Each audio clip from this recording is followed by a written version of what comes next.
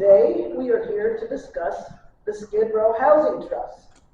First, I want to make it clear that this is a locked-armed effort. You know that has been the theme of this administration for the last, 110 days. Myself, city departments, and especially City Attorney Hydee Feldstein, Soto, and her deputies all stepped up to secure this emergency response. I cannot say enough about our city attorney and the way we have worked together from day one. We meet regularly. She has been a full partner and is dedicated to solving the crisis of 40,000 people on our street every day as anybody in this city. And what I believe and what I said from the beginning is that it takes every level of government, it takes all of Los Angeles, and certainly all of Los Angeles' leaders to address this crisis. I also want to acknowledge the work of the Los Angeles Housing Department, and especially the work of Che Ramirez and Gina Hornstock.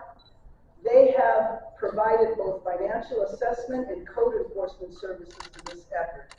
Also, thanks to the law firm of Latham and Watkins for stepping forward as pro bono counsel to the Skid Row Housing Trust to help get us to where we are today, and Mark Adams to serve as receiver is also contributing much time as pro bono. We are going to be just as bold when it comes to preserving housing as we are about building housing, because as we must scale our programs to house Angelenos, available housing is a must. You know, from day one, we launched Inside Safe, and we have gotten more than 1,000 Angelenos out of tents and into temporary housing. But we are not going to solve this problem until we can reach the scale to get tens of thousands of people off the street. And frankly, 29 buildings is the type of scale we need to get to if we're going to be able to house 47,000 people. We approach this crisis from the stance that failure is not an option. Losing nearly 2,000 units of housing would be devastating to Skid Row, would be felt citywide, and undoubtedly people would lose their lives.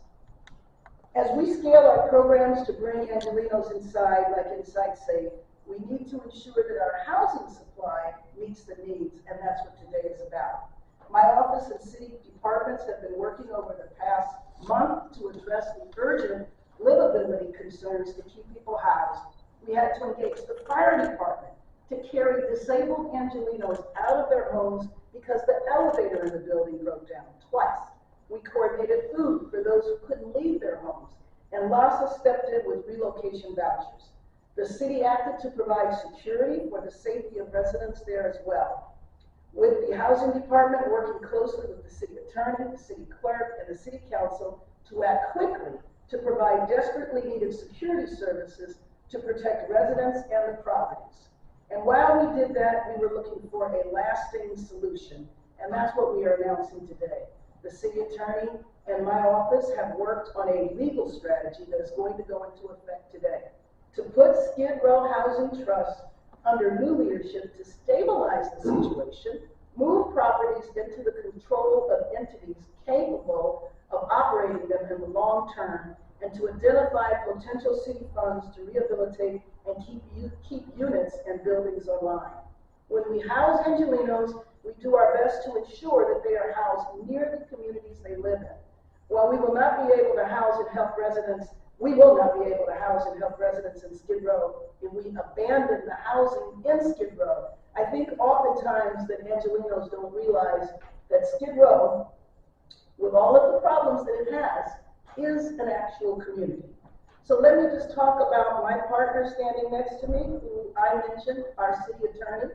Again, I just want to be very clear at the instrumental role that she has played every step of the way, not just today with the Skid Row Housing Trust, but from day one with her true commitment to end homelessness in Los Angeles.